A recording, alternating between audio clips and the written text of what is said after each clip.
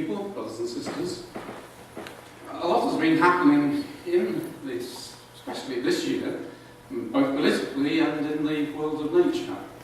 And what we have to say is that the times that we're living in are not normal times. If you just think back to the tsunami in Japan, that tsunami was a 1,000-year event. As seismologists said, tsunamis on the scale of the one that hit northeast Japan last week, that was back in March, may strike the region about once every 1,000 years. Evidence of two early tsunamis on the scale of the Chogan disaster suggests that there have been three massive events in the last 3,000 years. So this is a 1,000-year event. And what an incredible sight it was to watch on television as the waters flowed in, covering Japan with such devastation. And the earthquake itself was over in the sea off the coast of the island, and the power that was released in that earthquake was equivalent to 31,000 Hiroshima-sized bombs. Tremendous power released in a moment of time, and that did such great devastation. Earlier, a year ago, in January 2010, was the Haiti earthquake, and that killed virtually 1/3 people. Almost 1/3 people were injured, and 1 million people made homeless. It's something that we can't grasp the scale of that disaster for that island. And yet the power of the Haiti earthquake was 1,000 times less than that struck Japan. And this year we had the earthquake in Christchurch, which of course is of interest to us because there are 3 Christadelphian ecclesias in Christchurch, and a lot of damage was done there, but the scale of injury was much less, only one says, only 180 people died and 2,000 injured, and 1,000 homes were damaged, 100,000 homes were damaged. Compared with the Japanese earthquake was 11,000 times stronger. And this earthquake in Japan, the Sendai earthquake, was a force 9 on the scale at which they used to measure the earthquakes. And this was the biggest recorded earthquake that Japan has ever had. And within 10 to 60 minutes, the earthquake and the sea had moved the sea to have this tidal tsunami, and waves up to 38 metres high. Again, it's difficult to grasp. No idea how. Any idea how tall this building is? 28 feet. 28 feet, right, so that's 10 metres. So imagine 4 times the height of this as a wall of water sweeping in. And it went up to 10 kilometres inland and across the Pacific at speeds of 800 kilometres per hour. Absolutely staggering, the power that was released in this particular earthquake.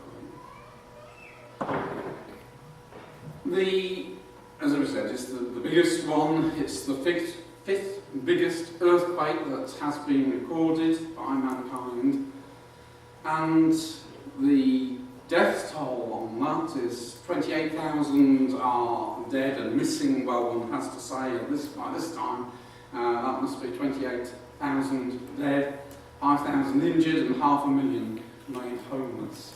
But it is not just that initial shock. There have been many aftershocks which have caused a lot of fear. But the great problem as far as Japan was concerned was the Fukushima nuclear power station was badly damaged. They had, in designing it, put in emergency generators and emergency pumps so that if there was an earthquake and the power was broken, they could at least start up the generators. But it seems that nobody had thought that under a tsunami all these backup facilities would be wiped out. And so there was no electricity for the pumps. The thing did overheat. And and there has been meltdown, and they don't really know how it's going to be solved. It was initially ranked as a scale 5 on their scale of disasters about 2 or 3 weeks ago, just before I came away. It was moved up to a level 7, which is 100 times, because this is already 100 times more serious. And as I say, they don't really know what the end of that is going to be, but it has released a lot of radiation. People are very worried about the effects of it. There was a sister, knowing I was coming to British Columbia, was pleading with me to take various things because she was afraid that when I got here, all the effect of the radiation would sweep around here. Well, I think it has been detected here, it's certainly been detected in Britain, but fortunately not on a serious scale. So this is an interesting little graph. You know, the earthquake that we experience here is in what they call the catastrophic. The one in Japan, the one in Chile last year, the one in Sumatra and Indonesia in 2004. Whereas the New Zealand one is way down here. But as we said, these aren't normal times. There's an interesting letter which was published by some Christadelphians who were in Japan at the time of the earthquake. And you get a sense of the fear for those who are involved in the earthquake. We were walking outside, walking on the street when it happened. Things started shaking in the shops, etc. We noticed, and then we stopped to see, and it just got stronger and stronger and stronger, and just didn't abate. We were all very scared. The whole city just stopped, and people were running out onto the street from the buildings, which in itself told us it was bad. Cars, trucks and buses stopped along the street, and everything on the street was rocking like a ship, and shaking and swaying. The ground felt like we were on a ship on the huge waves. The huge buses were rocking violently, and the trees and streetlights were shaking, and you could actually see the buildings swaying from side to side. We were in the street, so we really had nowhere to go, so we just held on to each other and looked up to make sure nothing was going to fall on us from the buildings. We finally stopped after what seemed like an eternity, and we really didn't know what to do, so we just started walking back to our apartment. It took them 2 hours. Now we're back home, feeling better but certainly shaken up. The aftershocks have been constant and regular. So a very frightening thing. And since the March the 11th, there have been 900 aftershocks, some of them quite major, 77 level 6 and above. And what they are afraid of in Japan is that all these earthquakes are going to trigger not only the volcanoes, there are 20 volcanoes which have lain pretty dormant, but just since this earthquake have begun to spring to life. So they're afraid not only of volcanic activity, but they're afraid that there's going to be another big earthquake, which will give equally damaging results and another tsunami. It is very frightening. So this was the Meteorology Agency warning that the 20 volcanoes have become alive due to the massive earthquake. And what they fear is a chain earthquake, one earthquake setting off another, might hit Japan again.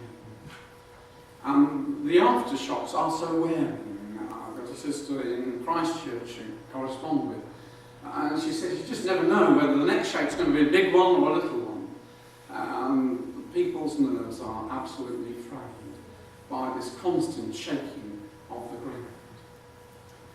Now, if you look at graphs of earthquakes, this is a bit of an unusual chart because it goes way back to 1863. And one has to admit that way back in these times that there wasn't the equipment that we have today. Nevertheless, it's an interesting one. And these are blocks of 38 years, which is a bit of an oddity, but because his starting date was there, he wanted to take it to a nice round figure, so he chose 38-year blocks. Now, obviously, we haven't got to 2014 yet. There's another 3 years to run on that. And already we're at 160, so add another 3 years, we're probably going to be off this chart. But you can see, a build-up in the number of earthquakes. Now, if we take a more detailed look and look at from 1973 to date, this is the total number of earthquakes that are recorded around the world. Pretty steady, a fairly steep climb, and then a peculiar little lull before the storm in 2009. That was the figure in 2010, and already this year we're up, we're just 4 months aren't we down the line, we're already at the same level as last year. So if we do that in 4 months, then again, I've just put a line up there, we're going to be off the chart. It is an exceptional year, or looks as if it's going to be an exceptional year.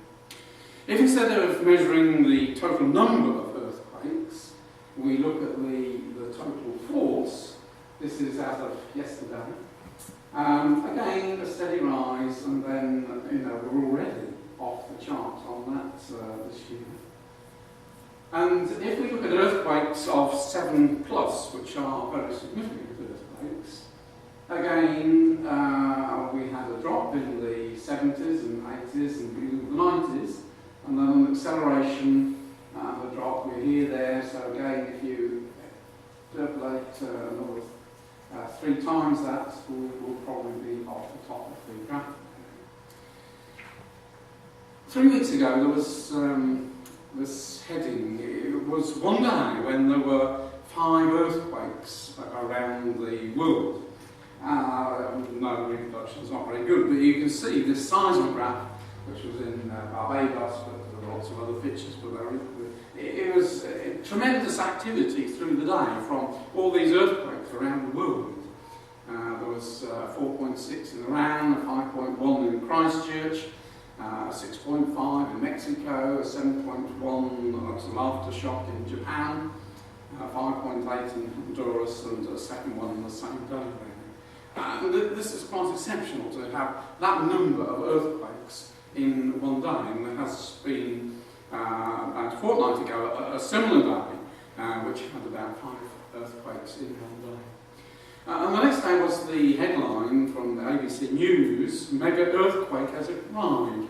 After a lull of large earthquakes in the 1980s and 90s, we may now be in the middle of a new age of large earthquakes, this chappie was saying. This was the other date, I spotted this slide on April the 16th, when there were 5+ earthquakes in the Ring of Fire, which of course you recognise because we're on it here. But all these, for years, they wondered whether a major earthquake had any effect on the other side of the plate, and they more or less came to the conclusion it didn't. But this year they have changed their mind. As a result of what happened in Japan, they're now saying that an earthquake in Japan can affect the sheet and does affect the earthquake plate. And we're seeing heightened activity, not only in earthquakes, but in volcanoes all around the world as a result of that great earthquake in Japan. In fact, the whole island of Japan has moved, was it 8-9 feet? Almost 2.5 meters as a result of the earthquake.